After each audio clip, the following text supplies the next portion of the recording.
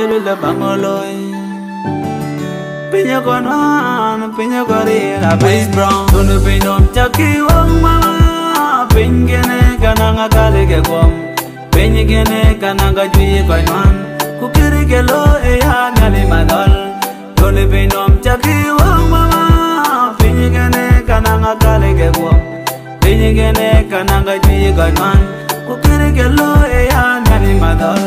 Tuane ya pinka ye jingalwel Dinga pinne ke yayin Keke gala pandari ong mia Di choki ya lat kulwele gangang Gitu de biao kucheng bandoma Nga gine gare yuko kulwele gangang Achirani ya nga kujukule tonde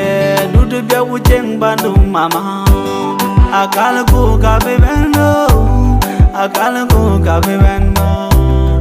Choi biao jarin mama Choi biao jarin mama Now, tunu pinom chaki wong mama Pingene kananga kale ke kwam Pinyigene kananga juye koiman Kukiri ke lo eya nyali madol Tunu pinom chaki wong mama Pinyigene kananga kale ke kwam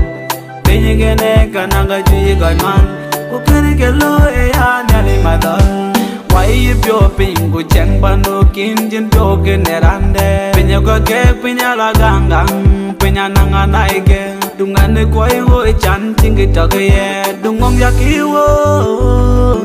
Dungong ja lieng wong mane mirjia Ya engong mane ku kwemya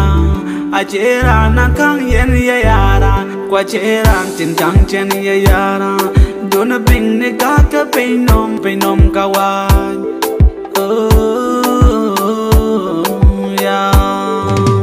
Tunu pinom chaki wong mama Pingene kananga kale ke kwam Pinyigene kananga juye koiman Kukiri ke lo eya ngali madol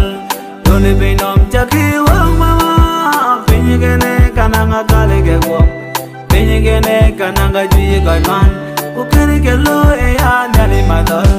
Tuane ya pinka ye jingalwel Dinga pinne ke yayin Keke gala pandari ong mia Di choki ya lat kulwele gangang Gitu de biao kuchen bandoma Nga gine gare yuko kulwele gangang Achirani ya nga kujukule tonde Dudu biao kuchen bandoma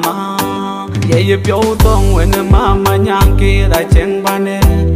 Corona rin mama in Japan no lewarido Tinga walen I'm proud of you now Tunu pinom chaki wong mama Pingene kananga kale ke Pinyigene kananga juye koiman Kukiri ke lo eya nyali mama Tunu pinom chaki wong mama Pinyigene kananga kale ke Pinyigene kananga juye koiman Kukiri ke lo eya nyali mama Keep it Peter getting mama And yali mother mama Pinya nanga kala ke Pinya nagara again ya Oh you pyo like you pyo mama yo Oh Just go management Oh